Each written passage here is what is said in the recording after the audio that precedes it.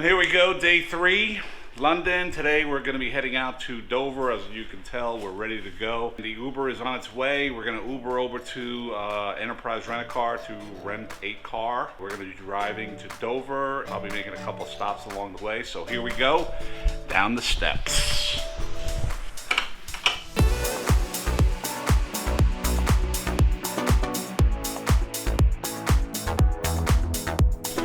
Good morning, sir. Yes, sir. Hey, we're here to pick up our rental car. All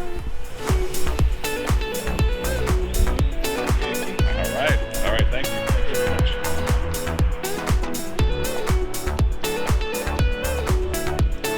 Driving a car in London is always a little stressful because the steering wheel is on the right.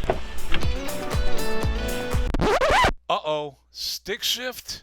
So Anita and I debated if we should ask for another car, but I thought, why not keep the car? It's a challenge I wanted to try. Plus, the car we rented had 6 gears, and putting the car in reverse was different than I'm used to, and I do drive a stick shift.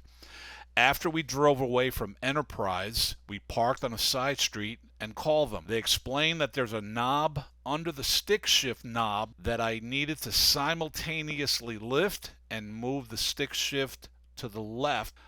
Success. We were able to put the car in reverse and off we go driving through London. By the way, I think I ran over a few curves, as you'll see later on in a clip. So we just got in our rental car and we are heading to Dover. We finally figured out how to get the car in reverse. That was a lot of fun. We had to call the rental car company and ask them to put the car in reverse. So now, God willing, we are on our way to Dover. And let's just say I'm terrified about driving on the left-hand side of the road. Al says I need to check for clearances. In half a mile, at the roundabout, take the first exit onto A5205. So, as I said, I'm a little terrified because I have to check for clearance on the left-hand side of the road. Here goes nothing. Here's our chauffeur for the day.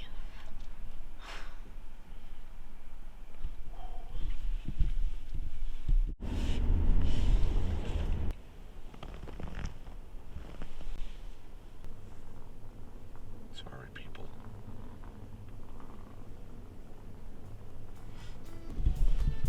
Al kind of pulled into the pedestrian walkway, but we're tourists.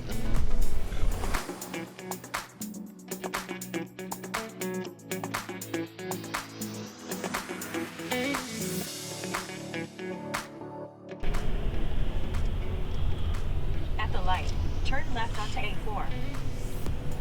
Clearance. You're on the curb. I don't know if that's good or bad. You want to just pop the curb or? I can't tell if I'm going to clear this bus. Oh, that I can. Okay, we're in a tunnel and we think we're going under the Thames River as we're in this tunnel.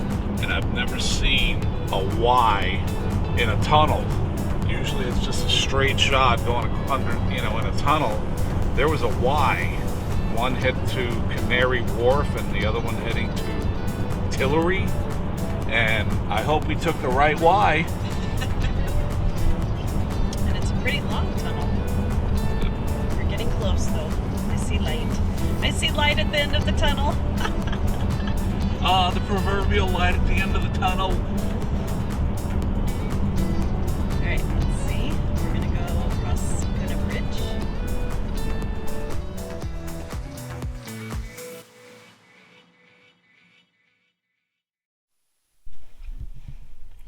So we're sitting in, what's the name of it? Sainsbury's? We're sitting in Sainsbury's parking lot because it took us forever to get out of London. I think we're finally out of London. And we're starving. So we stopped at the supermarket and got sandwiches. How's your sandwich? Pretty good. Excellent. Not very good, excellent. We're still gonna try to get to Dover, hopefully. I got to try my first scone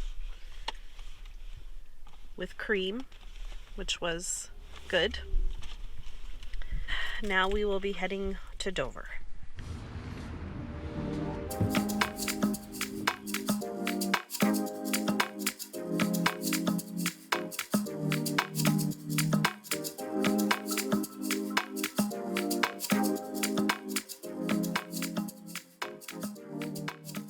The White Cliffs of Dover form part of the British coastline facing the English Channel. In some places, the cliffs are over 300 feet high. They're made from chalk, so that's why the cliffs are white in color. The cliffs stand guard as a gateway to England as millions passed to or from. They also stood as a wartime defense. There are miles of hidden wartime tunnels concealed in the cliffs. If you've seen the movie Dunkirk, you'll recognize the cliffs as thousands of Allied troops on little ships crossed back across the English Channel in the Dunkirk evacuations, and they saw the cliffs as a welcoming sight back to England. The only cost to visit the cliffs is to park your car, which is £5. You can also take a train or bus from London if you don't want to drive. Once you arrive, there are walking trails with breathtaking views across the English Channel to the French coast. At the entrance, there is a cafe and a small gift shop. Also, depending upon what trails you take, you're going to find a lighthouse, a tea shop, and also a pub at the beach down below. You'll also get breathtaking views of the hustle and bustle of the port of Dover. So a visit to the cliffs is definitely worth your time. So you follow around to the right, the car park starts down there. Okay.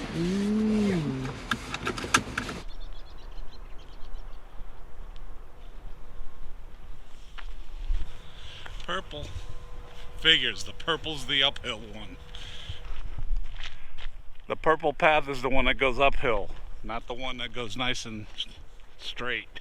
Okay, so we're taking the purple path up to the cliffs of Dover, and we figure we would take the purple path because the sun is beginning to set.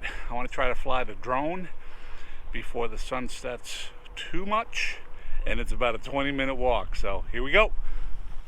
Lots of trucks getting ready to get on those ferries, and if you guys look real closely, take a look at the horizon. That's France, right there across the English Channel. This is the narrowest part of the English Channel.